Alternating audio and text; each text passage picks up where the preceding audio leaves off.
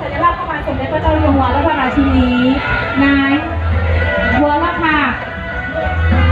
ฉัตรจินตนาพรนะเจ้าแล้วก็นางสาวรัตกมลอินจันตะเดี๋ยวเจ้าฐานดอกไม้โพสก็จะมีน้องก่อนกันนิกาสืบพันธ์เดี๋ยวเจ้าจึงราชยาพรดวงมัณีแล้วก็มีน้องออนงมีผา